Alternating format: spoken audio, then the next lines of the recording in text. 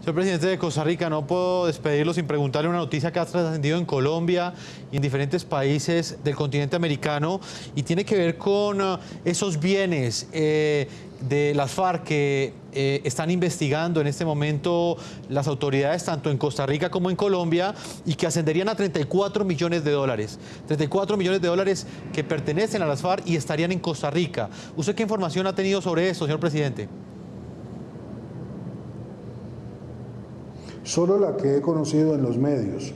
Sé que hace 8 años se decomisaron en Costa Rica cerca de 480.000 dólares que se asociaban a las FARC.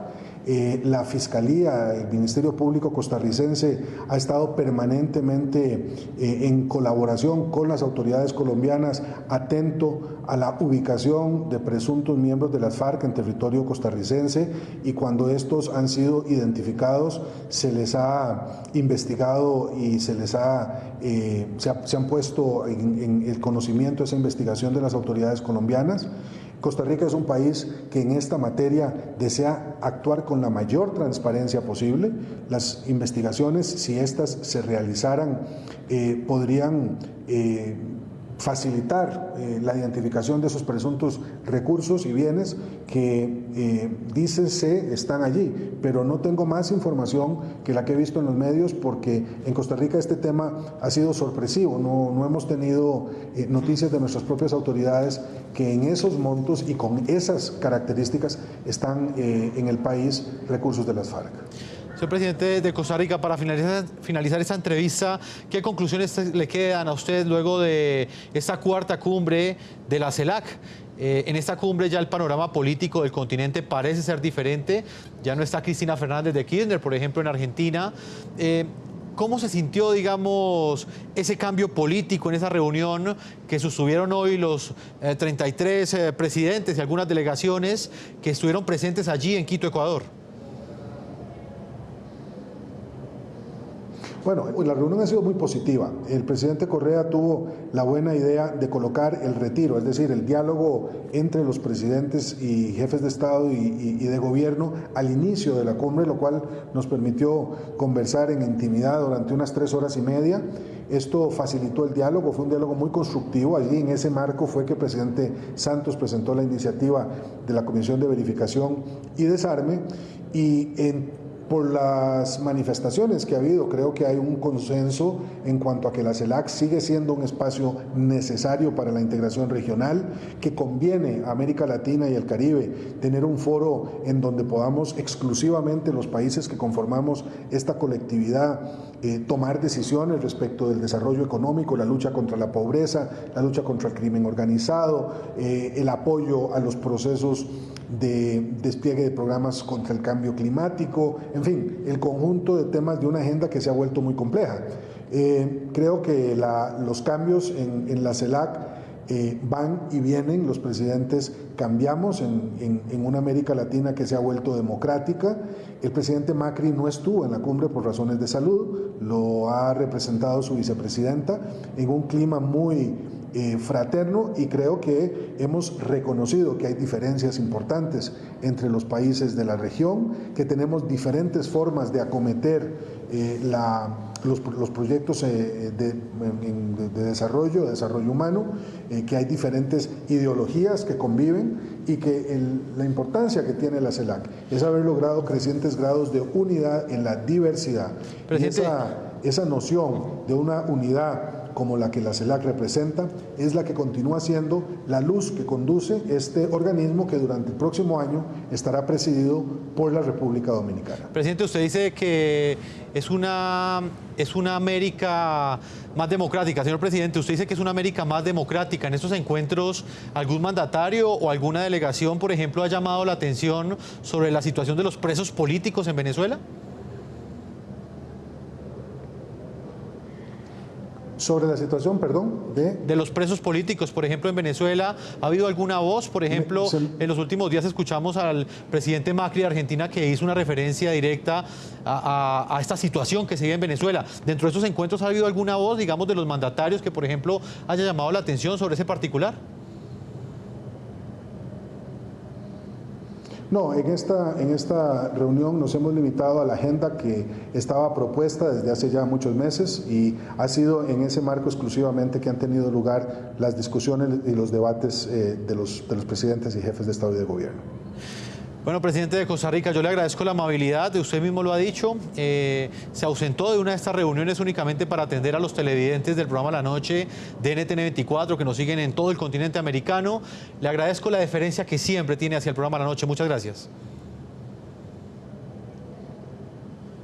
No, con mucho gusto. Y permítame un minuto nada más para reiterarle al querido pueblo colombiano el respeto, la admiración del pueblo de Costa Rica por el esfuerzo que están haciendo por culminar el proceso de paz. Habiendo estado muy cerca de esos procesos en los años 80 en Centroamérica, valoro especialmente la valentía del pueblo colombiano para buscar en el proceso de paz el sino de una nación que tiene que vivir mejores días porque se los merece. Así es que a todos quienes participan de ese proceso y al pueblo de Colombia que lo acompaña, el saludo fraterno del pueblo de Costa Rica y de los pueblos de América Latina y del Caribe, que aquí lo hemos ratificado una y otra vez. Que tengan muy buenas noches y que prevalezca la paz en Colombia.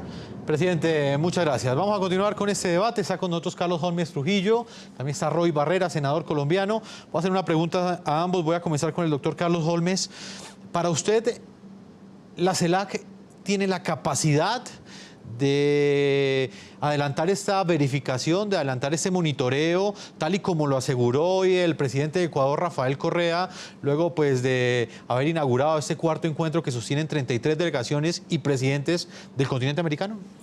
Jefferson, déjeme tratar las cosas de la siguiente manera. Primero hay que agradecerle al señor presidente de Costa Rica su buena disposición hacia Colombia, así como a los otros países miembros de ese foro de concertación política. En segundo lugar, hay que decir que la verificación como decisión es bueno para Colombia. En tercer lugar, hay que decir que la presencia de la ONU también es buena para Colombia.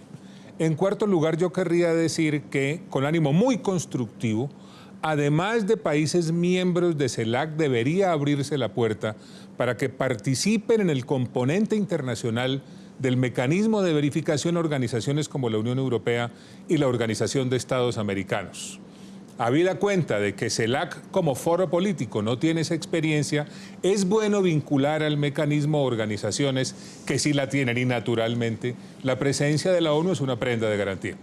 Senador colombiano Roy Barreras, le doy las muy buenas noches y quiero conocer su opinión. ¿Usted cree que la CELAC en este momento tiene la capacidad institucional de adelantar esta importante misión que le entregó primero el gobierno colombiano a la Organización de Naciones Unidas, al Consejo de Seguridad de la ONU, pero será este Consejo el que tiene esa escogencia restringida? Es decir, solo podrá escoger países de la CELAC. ¿La CELAC está en capacidad o no de adelantar esta misión? Bueno, definitivamente, Jefferson, son buenas noches para Colombia, como usted lo ha dicho. El hecho de que América Latina entera y todos los países del Caribe abracen la causa de la paz de Colombia nos hace sentir muy respaldados. Pero además quiero resaltar con entusiasmo, con alegría, las opiniones del doctor Carlos Holmes Trujillo, que es un gran colombiano y un gran demócrata. Fíjese usted que después de tantos meses, años de divergencias, aquí encontramos uno de varios puntos de acuerdo. Por supuesto que el sistema de Naciones Unidas es el más alto árbitro del mundo, el más alto verificador posible. ¿Quién, si no el sistema de Naciones Unidas, tiene la experiencia para poder verificar lo que va a ocurrir, que no es otra cosa que la desmovilización y el desarme, es decir, el hecho de que las FARC dejen de ser, el hecho de que Colombia un día amanezca sin esa vieja guerrilla y sin ese larguísimo y doloroso conflicto? Estoy de acuerdo con el doctor Carlos Holmes, es una buena noticia para Colombia que el sistema de Naciones Unidas esté allí y le contesto, por supuesto que América Latina tiene esa posibilidad y esa experiencia, porque de no reconocerlo estaríamos deslegitimando a todo el continente. ¿Podemos decir acaso que la Argentina de Macri o el Perú o México o Brasil o la propia Costa Rica, que nos ha ofrecido para orgullo de América Latina varios premios Nobel de paz que trabajan en esto, no tienen la experiencia? La tienen, pero será el sistema de Naciones Unidas el verificador en el terreno con el acompañamiento de la sociedad civil de un proceso que, si Dios quiere, terminará bien y significará que dejaremos de matarnos y que se van a salvar miles y miles de vidas, las que se han perdido en estos 60 años de esta guerra inútil. Carlos Holmes Trujillo es candidato a la vicepresidencia de Colombia. Las voces críticas en Colombia de esta decisión, o mejor, de este acuerdo al que llegaron el presidente Juan Manuel Santos y las FARC, aseguran que la influencia de países como Venezuela y Cuba puede afectar la neutralidad de esa comisión, entendiendo que esta comisión será conformada por países de la CELAC. ¿A usted le preocupa eso? Mire, la verdad es que hay razones para tener inquietudes con respecto a la eventual presencia de países como los que usted menciona. Pero me parece que el hecho de que se le haya concedido a Naciones Unidas la facultad de integrar el componente internacional de la misión es una prenda de garantía. Ahora déjeme repetir lo siguiente. El texto de la resolución que aprobó el Consejo de Seguridad de Naciones Unidas abre un margen para que eventualmente se fortalezca el componente internacional de ese mecanismo con las organizaciones que ya mencioné. ¿Esto por qué sería bueno para Colombia?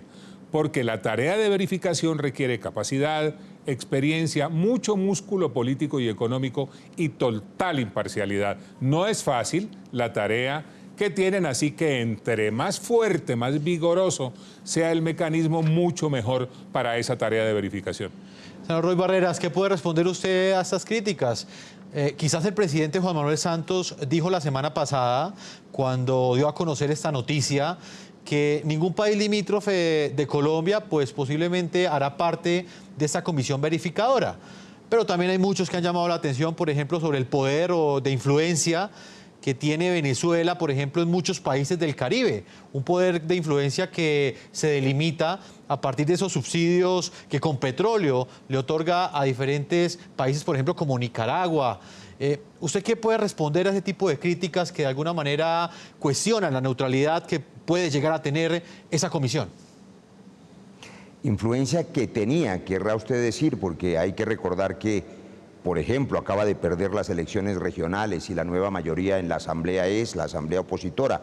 Lo dijo bien el presidente de Costa Rica, esta es una América Latina que está cambiando, y está cambiando para bien de la democracia, y el principal cambio en América Latina y en el mundo es que va a desaparecer la guerrilla más vieja del mundo y vamos a ponerle cierre a esta guerra. Pero además quiero recoger dos preguntas suyas. A propósito de Venezuela y Cuba, yo podría asegurarle que no serán verificadores estos dos países, pero así lo fueran, esto pareciera sacar esqueletos viejos del armario, porque es que Venezuela y Cuba ya han jugado en estos 3 años un papel, y no marginal, sino central en este proceso de paz. Los diálogos son en Cuba, precisamente en La Habana, y por supuesto Venezuela durante un buen tiempo, ya no tanto, fue un facilitador importante del proceso de paz para acabar con la guerra, de suerte que pensar que si Venezuela o Cuba llegaran a participar es un problema, pues es una contradicción, porque ya participaron y están siendo parte de la solución y no del problema.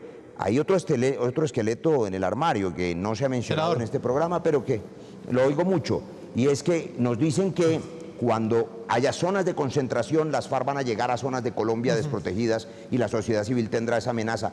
Ya están las FARC allí hace 60 años. La buena noticia será que se van a desarmar y se van a desmovilizar allí donde han estado armadas los últimos 50 años de vida. No, senador, pero es que la preocupación, digamos, que reside es en que quizás en estas zonas de concentración, quienes verifiquen y monitoreen si se cumple o no ese cese al fuego bilateral, sean personas o sean países que de alguna manera han sido afines a las FARC.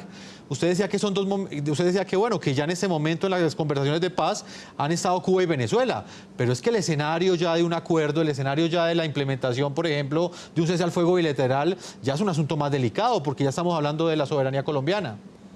Le doy una buena noticia para su tranquilidad y la de los televidentes, que recoge una sabia opinión del doctor Carlos Holmes Trujillo hace unos segundos. Por supuesto que el resto de la comunidad mundial va a estar atento. Esta misma mañana y ayer en la mañana nos reuníamos con delegados del gobierno alemán, del gobierno noruego, del gobierno español y francés. La comunidad europea está y estará muy atenta a acompañar este proceso. Y hace apenas unos minutos terminó la reunión del Consejo Nacional de Paz Colombiano, que para los televidentes de América Latina, les cuento, es una gran organización de sectores sociales, indígenas, mujeres, afrosindicalistas, movimientos independientes que van a estar en el terreno también verificando no solo la dejación de las armas, sino la implementación de todos los acuerdos, porque si se ha negociado 3 años es para que Colombia cambie. No solo este acuerdo es para acabar con las FARC, es para acabar con la pobreza de 7 millones de campesinos colombianos que han estado abandonados y olvidados, entre otras, por cuenta de la guerra y por cuenta de la exclusión social. De manera que vamos a estar en el terreno, verificando, las comisiones de paz del Congreso también. Habrá muchos ojos, pero ojalá haya muchas manos también ayudándonos a construir la paz. Doctor Carlos Holmes Trujillo, ¿usted considera que el haber restringido esa escogencia de los países a la CELAC, y cuando hablo de esa escogencia restringida me refiero a que el Consejo de Seguridad de la ONU, pues pese a que usted dice que dejó una ventana abierta, lo que está en la letra, en el acuerdo, es que únicamente esa comisión podrá ser conformada por países de la CELAC. ¿Esto fue una concesión a las FARC? Yo me atrevería a pensar que sí. Pero independientemente de eso, lo fundamental en este momento es hacer todos los esfuerzos posibles para fortalecer el componente internacional del mecanismo. Déjeme ponerle este ejemplo. En El Salvador se hizo verificación por parte de la Organización de Naciones Unidas. El Salvador es un país pequeño, cabe varias veces en el departamento del Bichada, para que se entienda mejor lo que quiero señalar. Hubo 1000 observadores internacionales y no alcanzaban, no daban abasto para cumplir con la tarea. Imagínese usted lo que va a suceder en Colombia, teniendo en cuenta nuestra extensión, nuestra geografía y nuestras realidades. ¿Eso qué aconseja? Aconseja que el componente internacional, que hoy está limitado a la CELAC, se amplíe con otras organizaciones que tengan músculo, que tengan experiencia y que tengan capacidad. Hay que recordar además que la CELAC no es un organismo. La CELAC es un mecanismo de diálogo político regional y eso hay que fortalecerlo.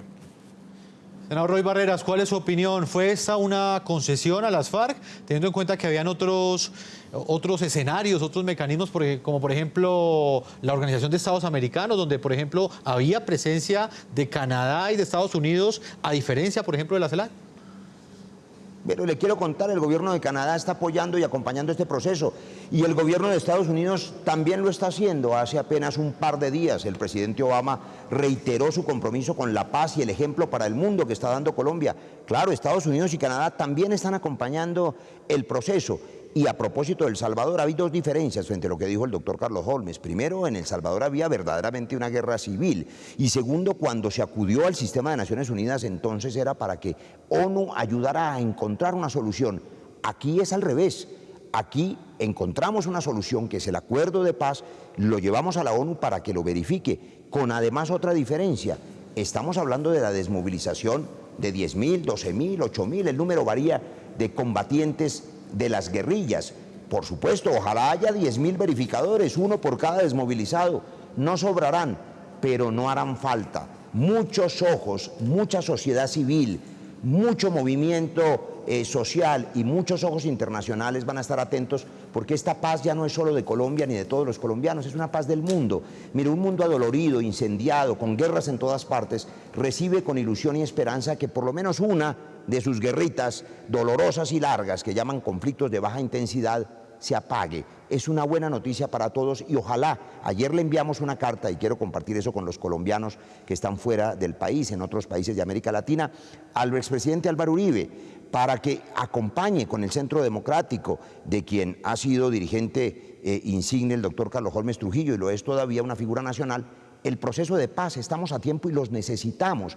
Estamos en este proceso de paz, lo quiero decir hoy, gracias a la política de seguridad democrática, gracias a que se implementó un Plan Colombia en el gobierno Pastrana y se fortalecieron las Fuerzas Armadas y que el gobierno Uribe fue a la ofensiva, y gracias a que en el gobierno Santos se dio de baja a los comandantes más fuertes, el número 1, el número 2 de esa guerrilla, Alfonso Cano, el Mono Jojoy. No pudieron las FARC, a propósito de concesiones, tomarse el poder, esa era su concesión.